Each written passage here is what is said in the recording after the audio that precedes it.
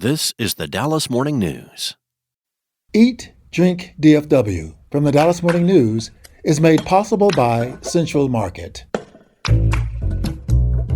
Hey, North Texas food fans, it's time for another episode of Eat, Drink, DFW from the Dallas Morning News.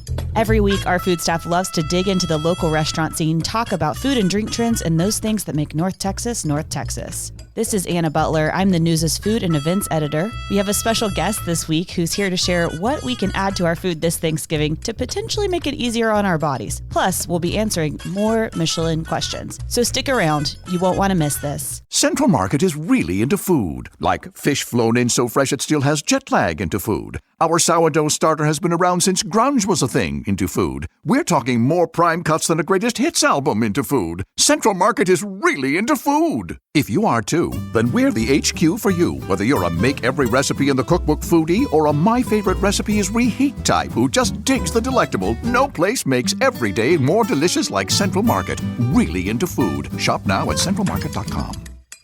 For the latest food and restaurant news, visit dallasnews.com/food. And we'd love to hear from you. If you have any food questions, a need for restaurant ideas, or just want to chat with the Dallas Morning News food team, email us at eatdrink@dallasnews.com. Today, I'm joined by food writers Claire Baller, Sarah Blaskovich, and Imelda Garcia, plus a returning guest, Miriam Fauzia, our science fellow at the Dallas Morning News. You might remember Miriam from her guest appearance leading up to the fair, where she explained to us why we craved fried food. Hello, everyone. I'm glad to be back in this chair and talking to you about some food science. Yeah, well, we also thought it would be a great idea because we kind of skewed the other way with like fattening fried food. Now let's pivot to, let's talk about how we can make our food more flavorful and maybe healthier. Although I'm not trying to get people to make their Thanksgiving healthy. And this is the idea of you're probably going to feast on Thanksgiving Day. So there are things that you could potentially add to your food to make it better or easier on your body during that process, or maybe even just feel fuller. Satiety is something we could talk about. Yeah, I just wanted to kind of just say off the top, we don't do Thanksgiving in my family. My parents are originally from Pakistan, and when they immigrated here during the 80s, Thanksgiving was not something they took up as one of their traditions. So I had to learn a lot about Thanksgiving, and I've been to a few Thanksgivings and Friendsgivings, and I kind of found them mid culinarily speaking. Just a little bit. Not to throw shade on the people who fed me, but I'm just like, y'all can do better than just like salt, fat, and like sugar. So Miriam, what do you eat on Thursday of next week? I'll eat whatever is the leftovers in my fridge for meal prepping is probably what I'm going to do. Oh, that's incredible. And you just know that you're going to have a 4-day weekend. Hey, I'm never going to say no to a 4-day weekend. So, I mean, I'm grateful for Thanksgiving for that. But really no turkey or stuffing or any of that? Well, actually, a couple years ago, we did do turkey. And I think it was really my sister who was like, oh, so what does turkey taste like? And so we kind of played around with either injecting or marinating, because I think there's like a debate over how one should prepare a turkey, right? Yes, of course. Yeah, I think we marinated or brined ours. I can't remember, but I think it was good. Maybe. I don't really remember. Okay, has everybody made a Thanksgiving turkey around this table? Yes. Yes. Actually, no, but we try to eat it in Christmas. It's weird, right? I don't know if it's that weird. I will say we will get a turkey breast from Luby's on Thanksgiving. And it's because we feel like we're supposed to have turkey, but no one in my family really likes it. So we either get a honey baked ham or beef tenderloin for all holidays. So we don't really do turkey. We just have a turkey because the little ones feel like we should have it. And we're like, here, you can have that. We're going to eat red meat. The good protein. Yeah. I think that, Miriam, you weren't missing much with the turkey. It sounds like this table agrees. But I do think there does still have to be turkey, even though it's not the top 1, 2, or 3 thing on my table. Anybody agree with that? Sort of. I've done it both ways. I've committed to the turkey. That's my plan this year. Why? I don't know. I just felt like it. But I've also gone totally different routes. One year I did pork tenderloins that were stuffed and incredible, very non-traditional, and frankly, much more exciting. Sometimes we take another route and we make turkey tamales, people, and they are really good. Sounds delicious. Okay, wait. Do you use like turkey leftovers for them, or you buy turkey specifically to make No, tamales? specifically for the tamales. Yeah. Fascinating. I love that. It sounds like maybe, Miriam, what Imelda is doing, because she probably spices her food, has something to do with what you've been researching for us for a story too. Yeah. goes back to the favorite word what we heard back in September about satiety. So I spoke to Nancy Rawson. She's a researcher and chief impact officer at the Manel Chemical Senses Center in Philadelphia. She told me using more spices in our Thanksgiving cooking may help offset an eating behavior called sensory specific satiety. So basically, obesity in America is because we don't spice our food enough. You said it, not me. And did she say, I know we'll get into which spices, but also what parts of the Thanksgiving table? Are we just underspicing all of it? The turkey, the mashed potatoes, the dressing? Maybe first thing is to explain what sensory specific satiety is. So I imagine y'all have felt full after a meal, even though you couldn't finish your plate, but you have no problem reaching for like the dessert platter, right? Right. Yeah. Well, that's sensory specific satiety in action.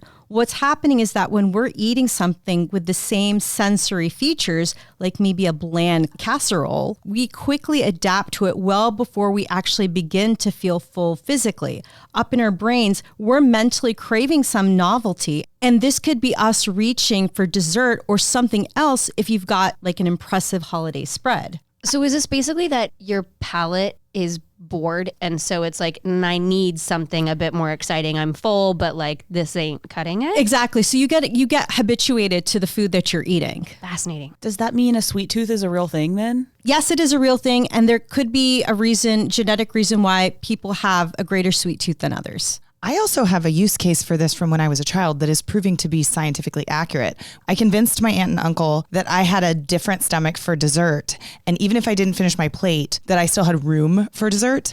What's really funny is that I am an adult now, as we know, and have my own children. When they make some sort of silly dessert case like this, I totally allow it. And Aunt Jane and Uncle Ken still come to Thanksgiving. And we still joke every time about how you can have so many desserts, even if you didn't finish your plate, and that's totally allowed. Absolutely. And you know, it's interesting because like, I think when I introduced it, it almost seems like a undesirable behavior disqualifying you from the clean plate club. But actually having sensory specific satiety is a good thing because we humans are omnivores. So the purpose of sensory specific satiety is to keep us healthy by eating variety. But this can backfire during the holidays because there's so much food available and we end up consuming more than we usually do or should. Some estimates find that Americans chow down a hefty 3,000 to 4,500 calories on Thanksgiving. Can you all imagine that? Yes, I can. Yeah, unfortunately. Yeah. That can be substantially more calories depending on, what your daily caloric intake should be. So if we're adding more unique and flavorful spices, in addition to incorporating maybe more textures and colors from different fruits and vegetables, we're giving our taste buds and our nose and our eyes more novelty and in effect encouraging mindfulness while we eat. So it's a little bit almost like we're exercising our taste buds. Like it's like they're getting like some sort of workout and it's meeting some sort of need that way. I am so glad that you said this, Anna, because the next science factoid that I was going to just like plump on you guys is the fact that, and I hate to break it to y'all, but when we age, we lose our sense of taste the older we get. Oh no. Yep. I know. Old age is just the gift that keeps on giving.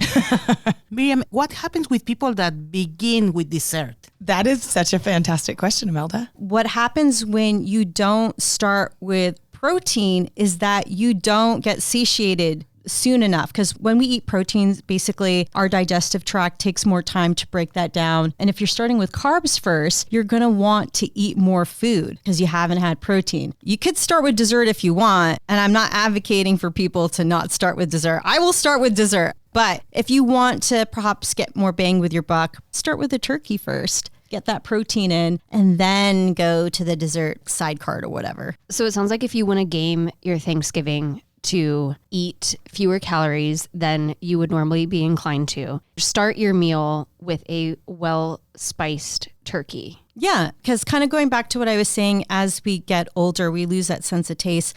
We aren't able to then enjoy the food because enjoyment really feeds back on our perception of what we're eating. So especially if you have older folks who, can't taste the turkey because they've lost that sense of taste, adding spices will help them to feel that flavor. And then it just feeds back again, as I said, on the satiety. I am a little sad that I'm probably not supposed to start the way I'd like to start, which is potatoes 3 ways. Twice baked potatoes, mashed potatoes, sweet potatoes with marshmallows on top. Yes. That's fine.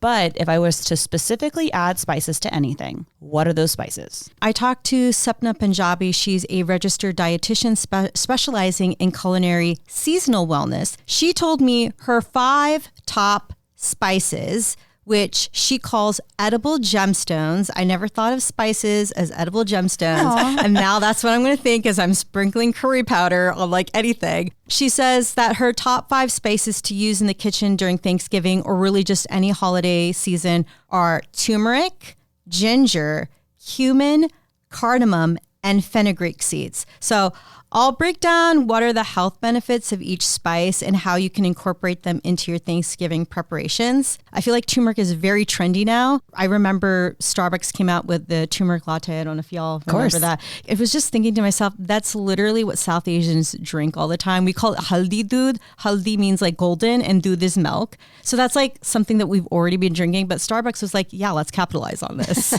They were like, how about this brand new cool drink?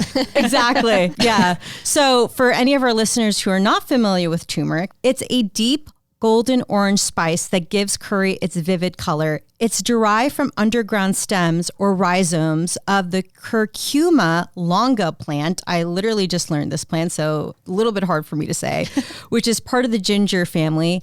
The commonly studied compound contained in turmeric is called curcumin, and it may have the ability to reduce inflammation.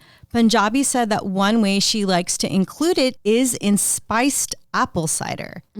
Okay. Yeah, I know you probably wouldn't think turmeric apple cider, but what she says is that it imbues the drink with this luscious yellow color. And she says her recommendation is you add it while you're warming your apple cider. So it like kind of mixes really well. I would tell you as just a pro tip is be so careful when cooking with it because Yes. it stains everything. Oh, for sure. I have many a turmeric stained spoon in my house, and you have to watch your hands. Like and beets. It's good to note that if you do plan to add it to anything, you are committing yourself to a color scheme. Oh, 100%. I will tell you, growing up as a kid, because being South Asian, we eat with our hands. I mean, it was normal for me to have like stained yellow fingers. Never thought twice about it. Wait, I have an idea for this turmeric in the apple cider. Okay, it's the crock pot because it's going to be warm. You add some brandy or some bourbon because now it's wassail.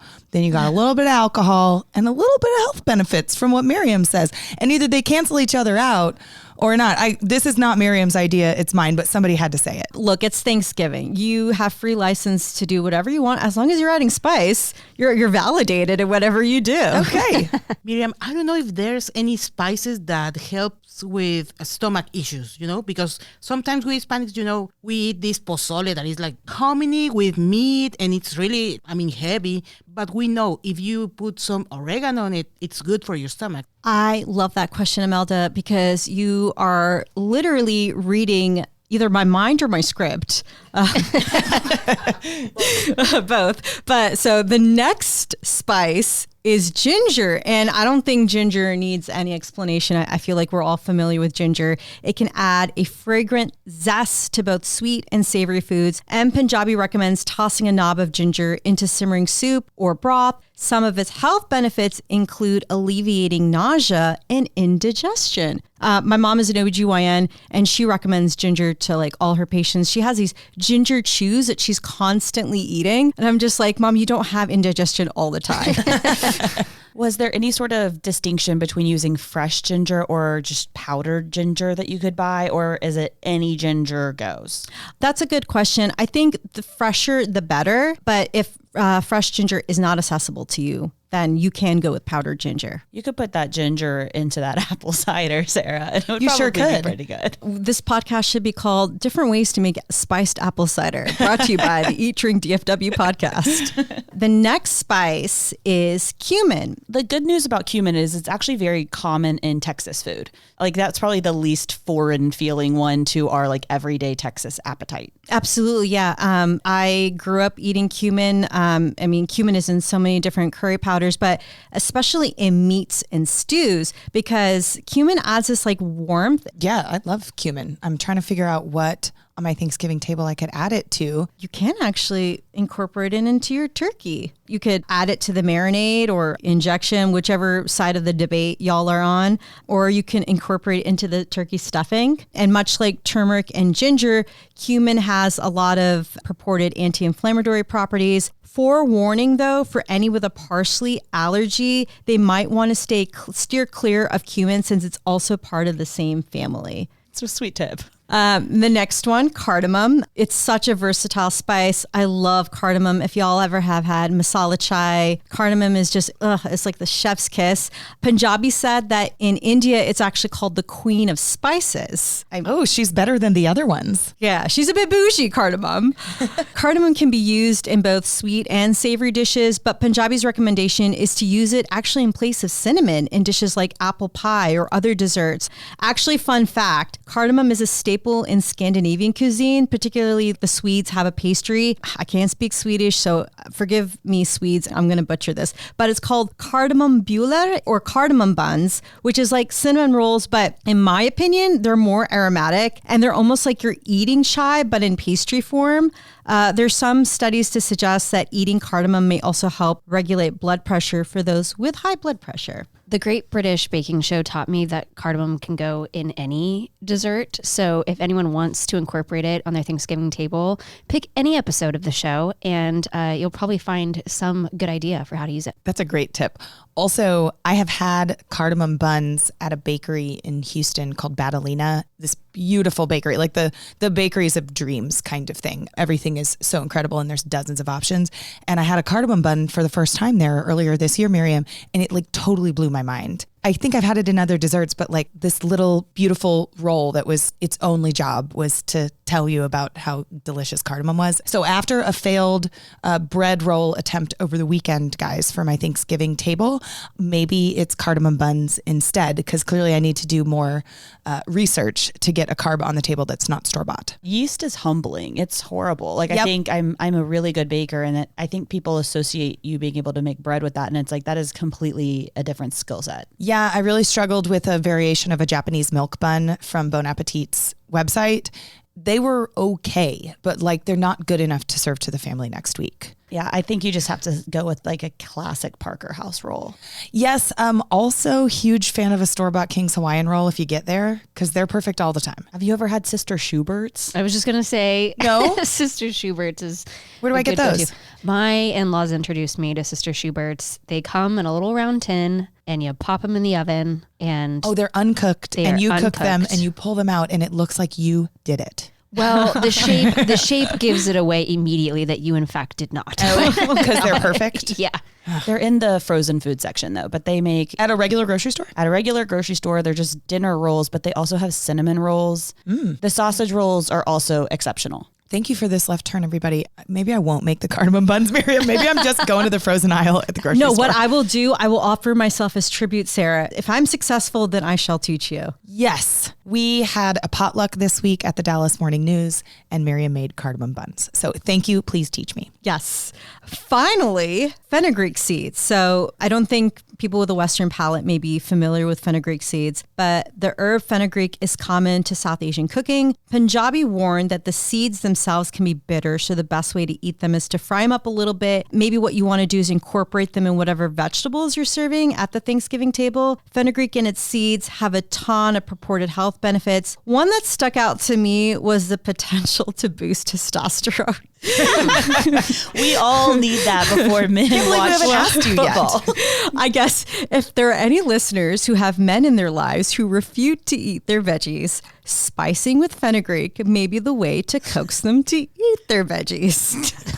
Sure. Okay. This is just like a small dip in the sea of what's out there in the spice world. I really, really recommend people to just learn more about spices. Just go to your local Indian, Middle Eastern, whatever ethnic grocery store to see what's there. Maybe strike up a conversation when you see somebody picking up a bottle of something. Be like, hey, what's that good in? that is a pro tip for extroverts. There are people who don't want to talk to someone at the grocery store. And Miriam, I love you so much. I'm the one who does, though. Oh, totally. No, when you said that, I was like, I'm absolutely doing that next time I'm at the store. But I, like you, will happily talk to a stranger in the grocery store. Yeah, it's our jobs. We have to talk to strangers all the time. This is my Thanksgiving challenge to you. Spices with a Stranger sounds like a book I don't want to read.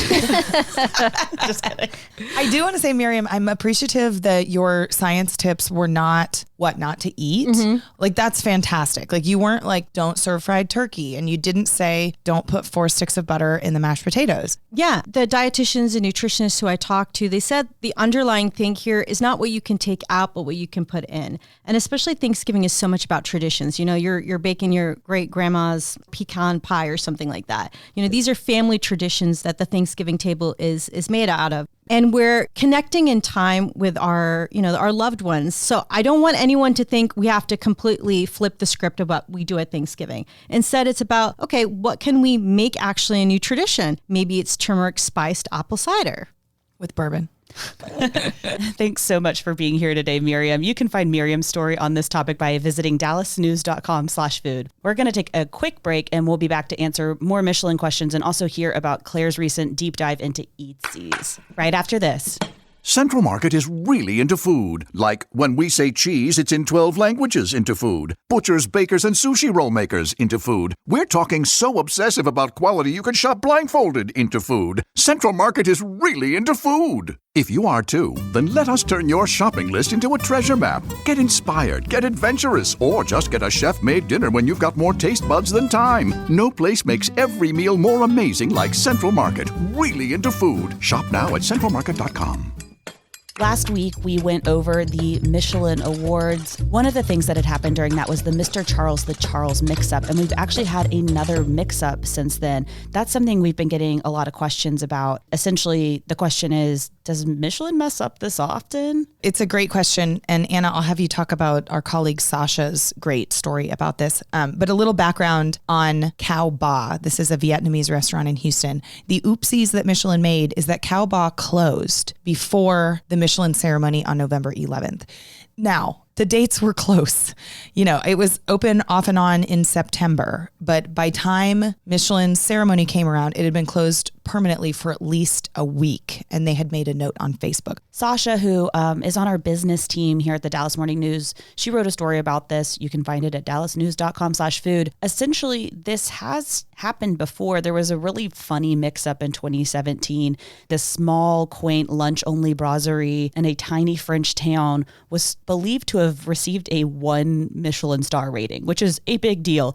And the owner had people start showing up at this restaurant, and she just started laughing because she knew it wasn't her because she shouldn't be getting one. But it was a similarly named restaurant. I think it was the exact same name, and I'm not going to try to say the French name.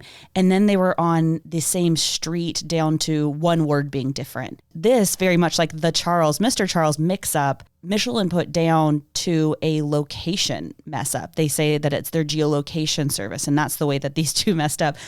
I would just say my observation is that it's both been cases with 2 similarly named restaurants. It was interesting to see how Michelin handled this. You know, journalists pay a lot of attention in every corner of our newsroom around how people handle mistakes, right? Whether that's at a governmental level or a restaurant level or anything else.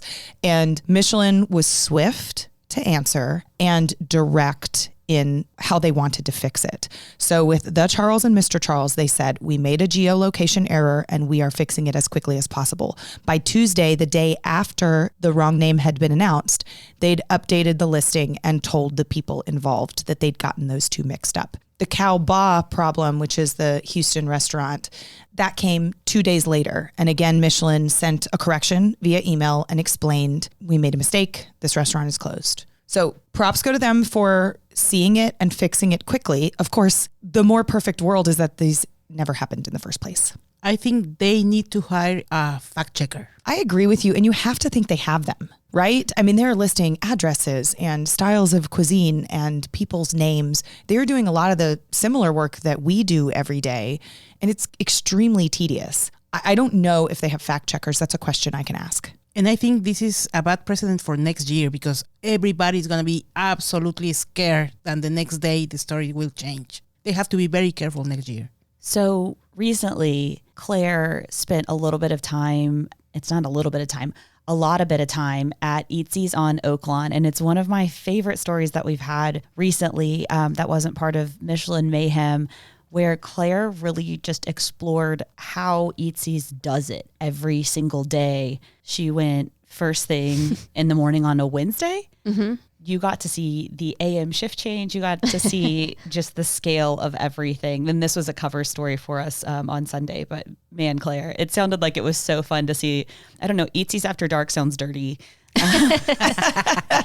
I've wondered for a while how Eatzi's manages to pull off the volume of food that it makes every day. And Eatzi's is a really unique case because it's not a restaurant. It's also not a retail store. It's kind of everything wrapped in one. And so I felt like the only way that I could actually truly understand like how it works was to go and just spend kind of an absurd amount of time there. So I asked them if I could, and they were like, weird, but okay.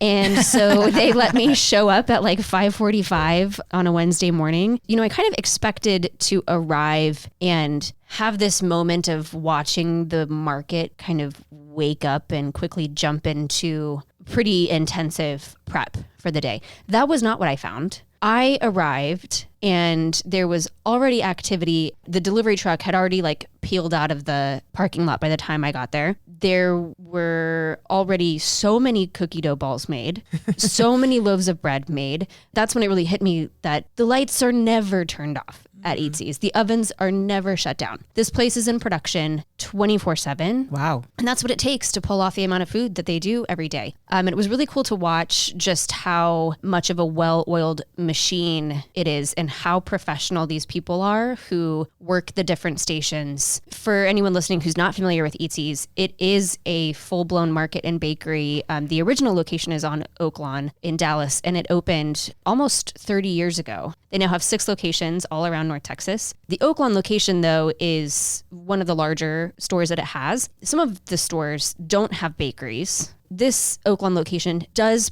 produce some food for another location, but pretty much everything that they're making is being sold there and made that day for that day. I would say my favorite fun fact from your story, because we just asked for gobs of, can you tell us this piece of information? Like, how much do y'all produce every week and all this stuff? 3,000 cookie dough balls a day. Whoa. 1,600 loaves of bread a day. 810 salads from that salad bar that they have. 720 sandwiches from the sandwich bar. Mm-hmm. What I got to know is, what is everybody's favorite Eatzi's item? I think that their dips for a party are unmatched. And we had Eatzi's long before we had Trader Joe's, which we have talked about as the ultimate party food spot where you don't have to make everything yourself. Eatzi's dips are better than Trader Joe's dips across the board. That one with the basil pesto in it and the Basil other cream. And then the other one with the sun-dried tomato. Both of those I could eat alone. I like them that much.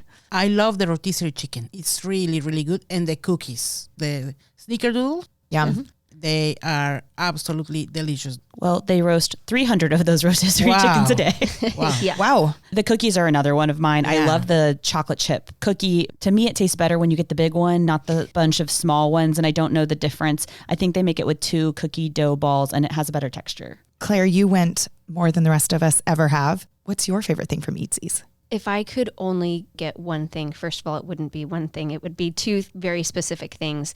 It is a large peach mango iced tea and one of the chocolate chip cookies, the large ones. Yes. And you can get them both at the coffee counter, and they have the cookies sitting right there. So it's impossible not to grab one. Those cookies, you do have to get the large ones. The small ones are fine, but there's something texturally that happens with the large cookies that is just divine. The thing that astounded me, and I had to like fact check this several times just to be sure. In the bakery, they have one 35-gallon stand mixer. One. That little machine is churning out all of that cookie dough. Really? Plus so many other things every day. Why? I want to get him another one. They are actually getting another one, but it's amazing that they do it with just one. It just shows you how calculated everything is with their timing of how things are made and when they're made. That just was like staggering to me. Julie, you look like you have a question. So it's not a question. I just had to share with you guys that I had 2 cakes from Eatzi's at my wedding reception at the Dallas World Aquarium. It was the Death by Chocolate cake and then also a white chocolate cream cake that they don't have anymore. I think it was like a white chocolate mousse cake. And it's cool here 25 years later that I can still go over there and get the Death by Chocolate cake for our anniversary. That is really cool. And that is something that ties into why Eatzi's is still just as popular today as it was when it first opened in 1996. They have found a way to keep the status quo for so much of what they do that people build this loyalty to certain products there and can keep going back for them.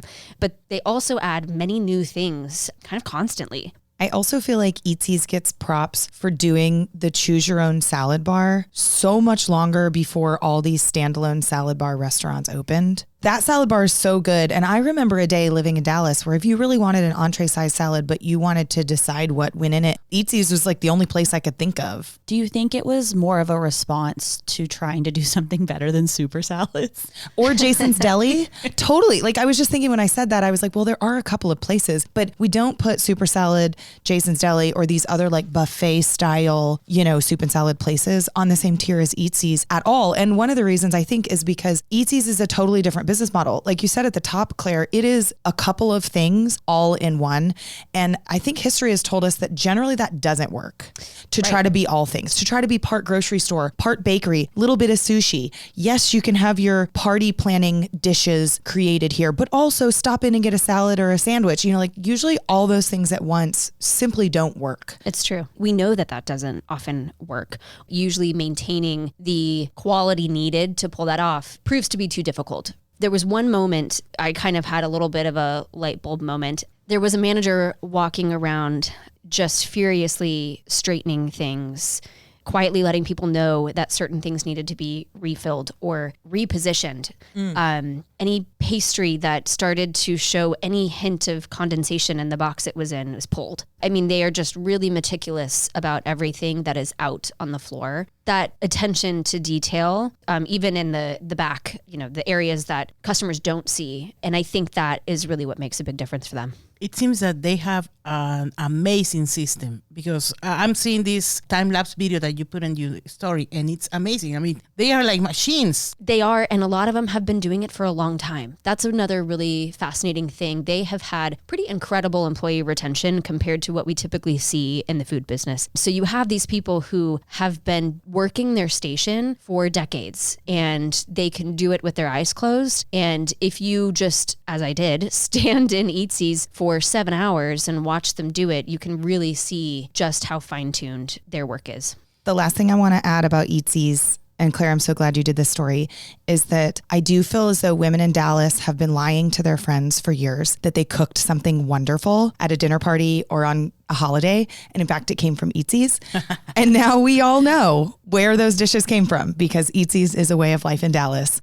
So before we close today, we did want to take the time to acknowledge Al Bernay's passing. Yes, Al Bernay died on November 13th. He was 69 years old, and he was a fixture for 50 years in restaurants, most of those 50 years in Dallas, and he owned Al Bernay's on Oaklawn Avenue, and he opened another one in the far north Dallas, Addison area. And Al worked at the Palm, which was a very beloved steakhouse before he opened Al Bernay's.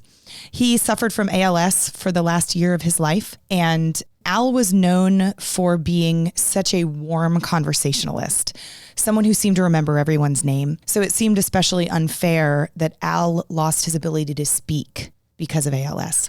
I emailed with him once a week near the end of his life and gathered some of his stories. And I shared those in an obituary about Al.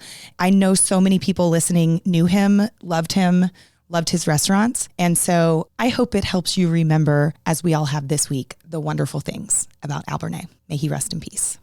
That's all the time we have for Eat Drink DFW this week. Again, you can reach out to us to share your food thoughts and questions by emailing us at eatdrink@dallasnews.com. We appreciate you tuning in, and we'd love to hear from you. The show is produced by Julie Fisk. To catch up on every episode of this show and hear more from our newsroom, just follow the Dallas Morning News wherever you get your podcasts. And if you like what you hear, please rate the show and leave a review. Find links to all of our work at dallasnews.com/listen. You'll also find a special membership offer there. For the news, I'm Anna Butler. Eat, Drink, DFW from the Dallas Morning News is made possible by Central Market.